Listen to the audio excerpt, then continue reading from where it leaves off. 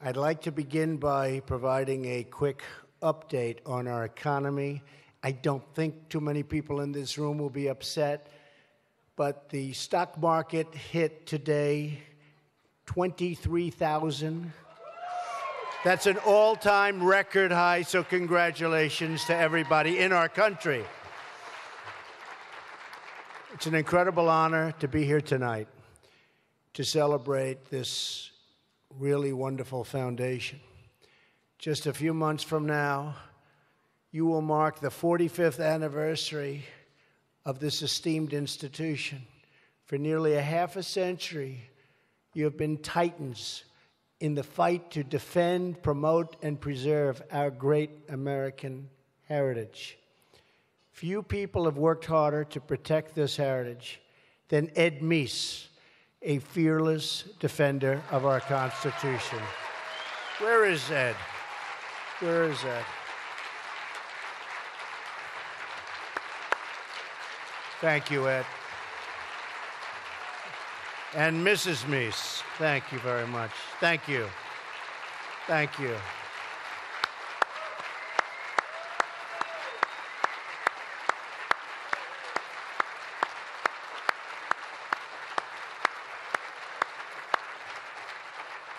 Wow, that's a very popular couple, I must say. I also want to express my deep appreciation to the great Steve Moore, who is with us tonight. Steve, where is Steve? Steve has been fantastic. We've been working long and hard together. We're thrilled to be joined by many distinguished guests, including Senator Joni Ernst and Congressman Ron DeSantis. Please set up. Where's Ron? Ron DeSantis.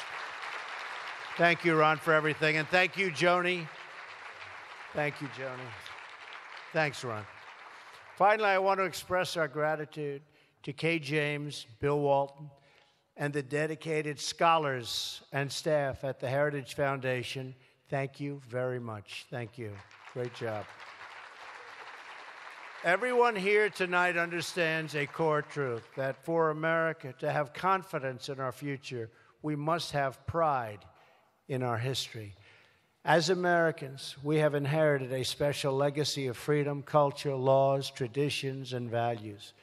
Your organization is named the Heritage Foundation because you understand that our glorious heritage is the foundation of everything we hope to achieve. You understand that human progress must be built upon a firm foundation of timeless truths. These truths are immortalized in our founding documents. And the most important truth our founders understood was this: freedom is not a gift from government. Freedom is a gift from God.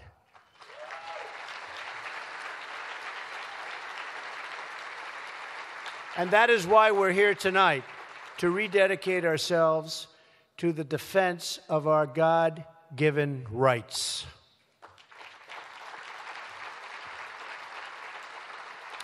We're here to ensure that we defend this legacy from any threat, foreign or domestic, that would seek to weaken our values, diminish our freedoms, or dissolve the bonds that hold us so strongly and firmly together.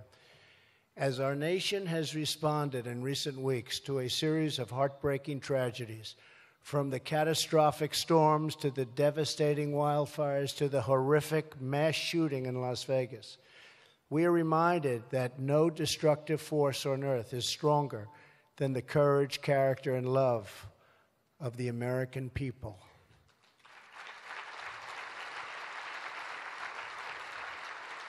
This is a time of great challenge for the world, but also a time of great opportunity. We can unleash the creative power of our citizens, unlock new frontiers in science and medicine, and usher in prosperity for communities all across our land. But to achieve these great things, we must hold fast to the values that define who we are as a people and as a nation. Everyone here tonight is united by these same enduring beliefs.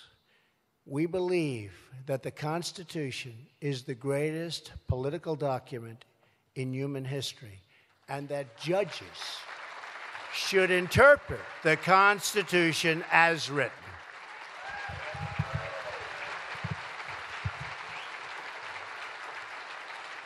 We believe we should preserve our history, not tear it down. Now they're even trying to destroy statues of Christopher Columbus. What's next? Has to be stopped. It's heritage. We believe that America is a nation of opportunity because we are a nation of laws, and we support the incredible men and women of law enforcement. We believe that our great American flag should be treated with reverence and respect, and that young Americans should be taught to love our country, honor our anthem, and proudly recite the Pledge of Allegiance.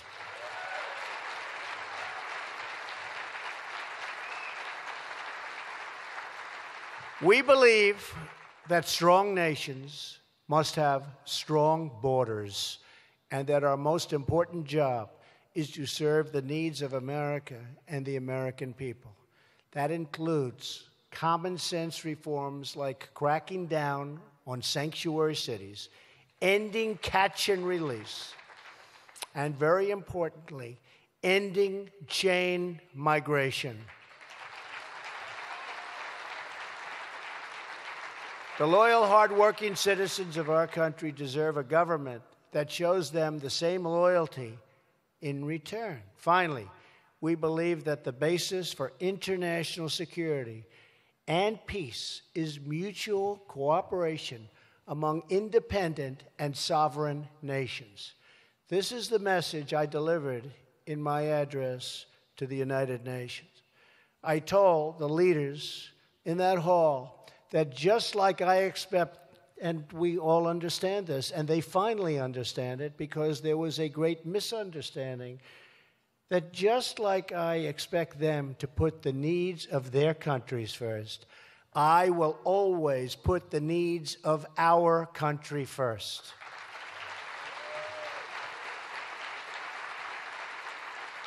That is why we are withdrawing from one-sided international deals like the Trans-Pacific Partnership and the Paris Climate Accord.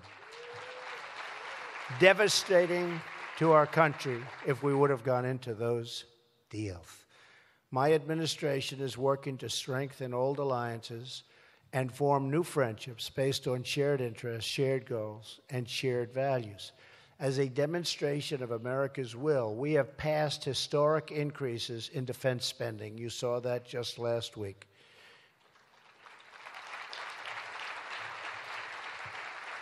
Because, as Ronald Reagan said, we believe in peace through strength.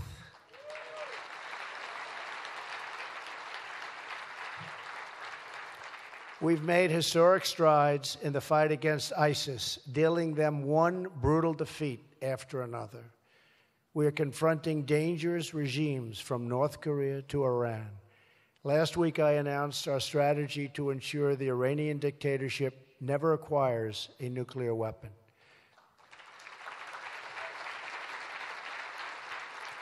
And we have imposed tough terrorism sanctions on Iran's Islamic Revolutionary Guard Corps.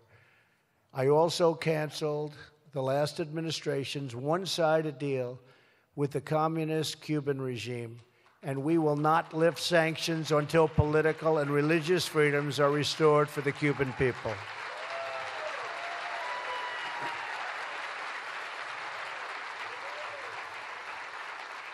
At the same time, we are confronting the socialist oppression of the Maduro regime.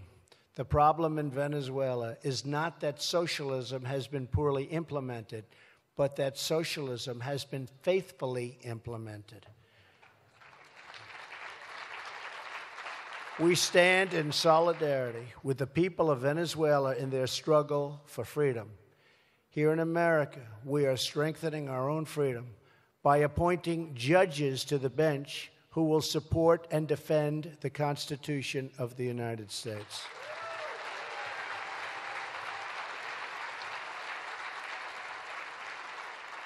With your help, we have not only nominated, but confirmed the new Supreme Court Justice who is doing a spectacular job, Neil Gorsuch. We have taken action to repeal the EPA's so-called Clean Power Plan, and we have ended, finally, the war on clean, beautiful coal. People going back to work. They're going back to work.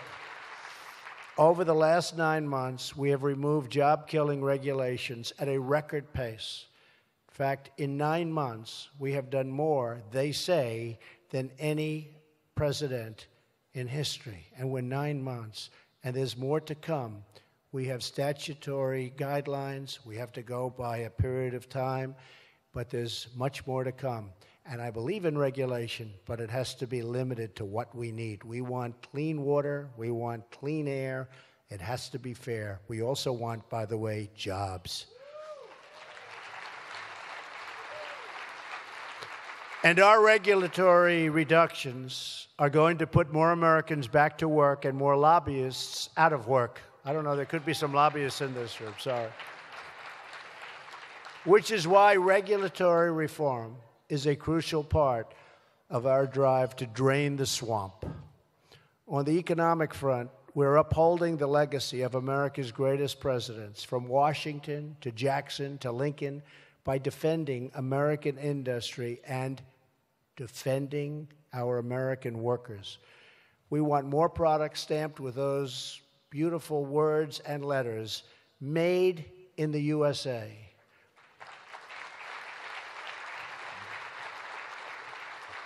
To restore opportunity and freedom, we must continue our campaign to repeal and replace the disaster known as Obamacare.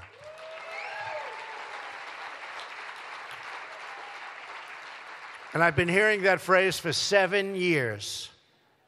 7 years I've been hearing it. So have you. And I got here and I thought maybe when I sit down at that desk the first day, January 20th, I'll have something to sign. Not as easy as we thought, but we're going to get it done. You watch.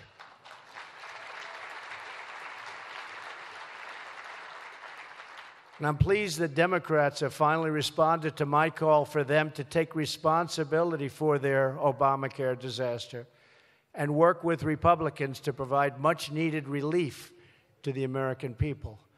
While I commend the bipartisan work done by Senators Alexander and Murray, and I do commend it, I continue to believe Congress must find a solution to the Obamacare mess instead of providing bailouts to insurance companies.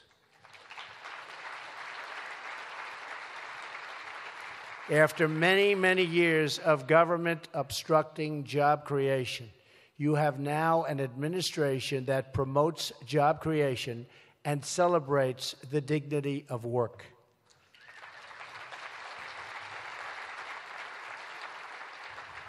Unemployment is, and this is something so important, unemployment is almost at a 17-year low. GDP growth reached more than 3.2% last quarter, and people said it would take years to get there. Manufacturing confidence is at record levels, but our country and our economy cannot take off like they should and like it should unless we transform America's outdated, complex, and extremely burdensome tax code.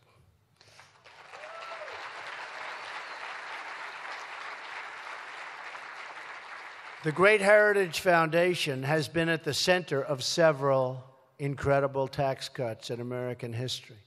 Working closely with the Heritage Foundation, Ronald Reagan cut taxes to unleash the economic miracle of the 1980s. You understand that lower taxes mean bigger paychecks, more jobs, and stronger growth. At the heart of our plan is a tax cut for everyday working Americans. the first $12,000 for a single individual and the first $24,000 for a married couple will be tax-free.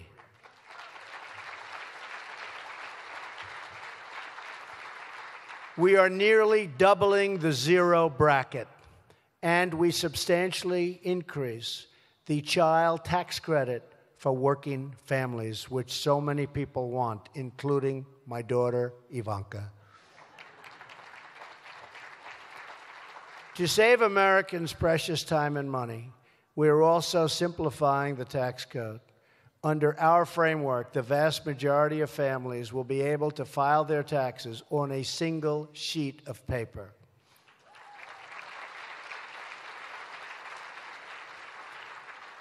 In addition to simplification, the other pillar of our tax plan is reducing our crushing business tax so that we can restore America's competitive edge. Today, our business tax rate is 60% higher than our average economic competitor. This is a giant self-inflicted economic wound.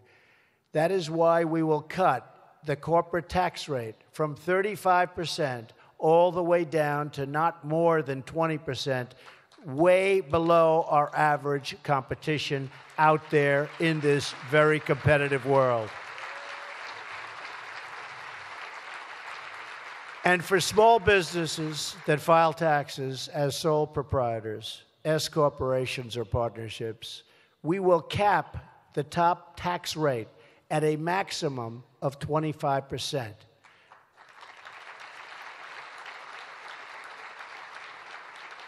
It's a tremendous reduction from what it is, and I will tell you, it's the biggest reduction in taxes in the history of this country.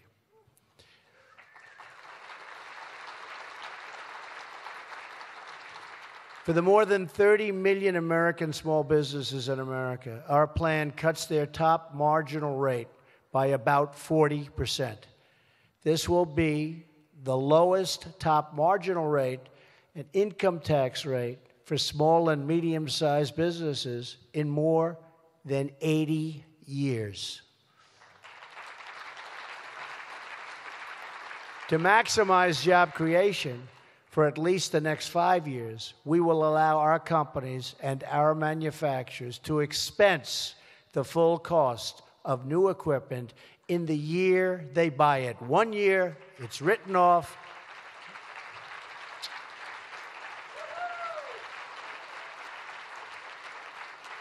Makes me want to go immediately back into business. And yes, we are ending the horrible and very unfair estate tax, also known as the death tax. Finally, we are going to bring back trillions of dollars currently parked overseas. You look at the money that can't come back into our country.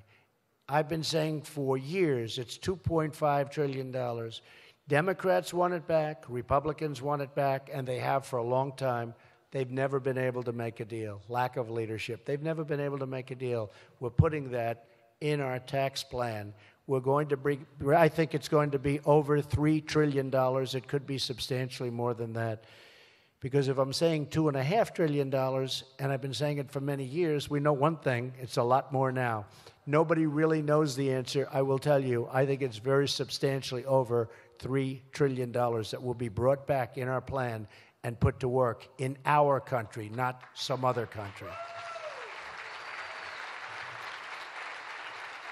Our framework provides a one-time low tax on profits currently sitting offshore so that this money can come back right where it started, come back home to America where it belongs. And believe me, we can use it in this country. We need it so badly for so many things, including infrastructure, which we'll also be doing. We will eliminate the penalty on bringing home, and we have to do that, future earnings. My Council of Economic Advisors estimates that this change, along with a lower business tax rate, would likely give the typical American household around a $4,000 pay raise. And that's money that'll be spent. in our economy. Our tax plan will ensure that companies stay in America, grow in America, and hire in America. We will lift our people from welfare to work, from dependence to independence, and from poverty to total, beautiful prosperity. Which is why we need the help of the Heritage Foundation and everyone here tonight to get our tax cuts through the House, through the Senate, and to my desk for signature.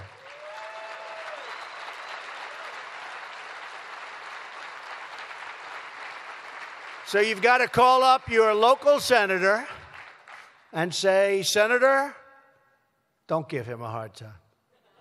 Don't give him a hard time. It's going to be hard getting the Democrats because they're obstructionists and they vote in blocks.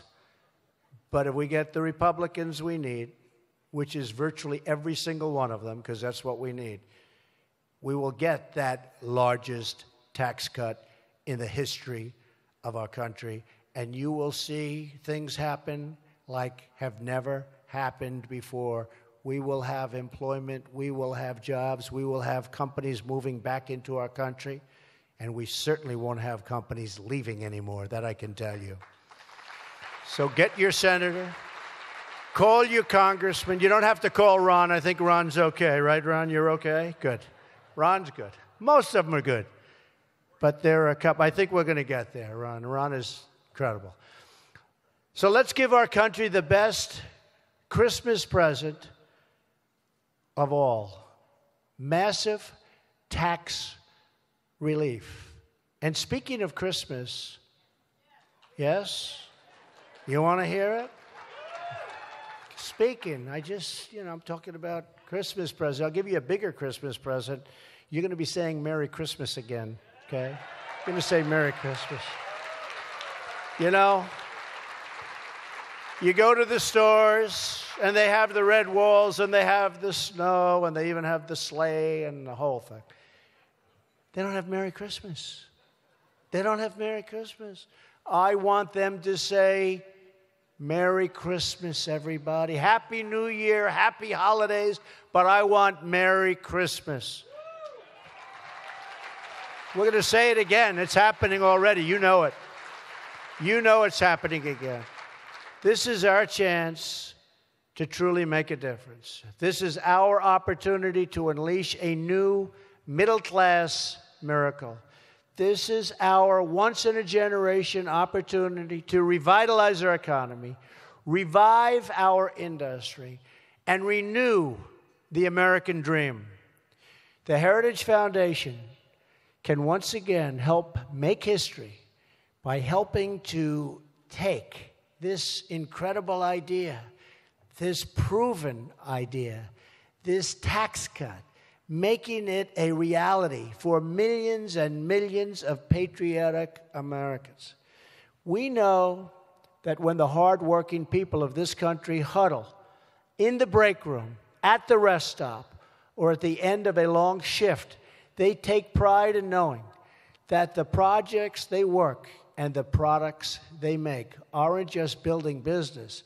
They're building families and communities, and most of all, they are building this nation that we all love so much.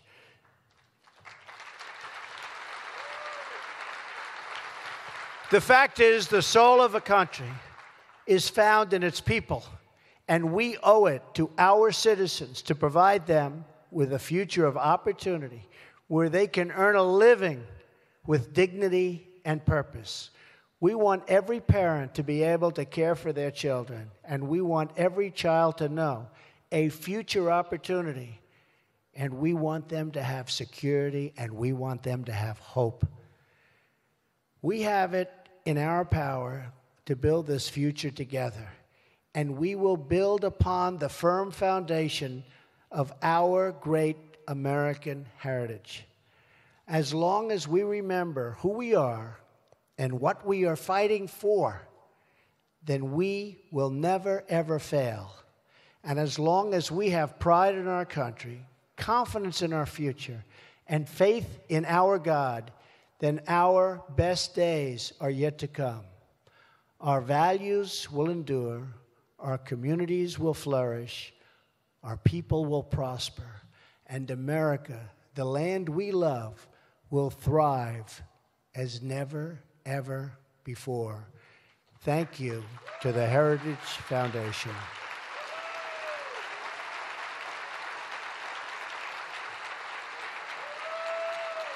Thank you.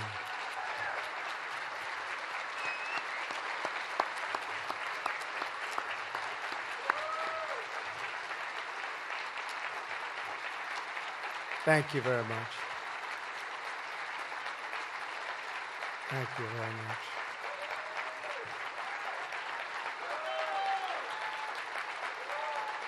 Thank you very much. Thank you to the Heritage Foundation, and thank you to everyone here tonight. Thank you to every American whose hard work and patriotism makes our country run. And again, God bless you all, and God bless the United States of America. Thank you all. Thank you.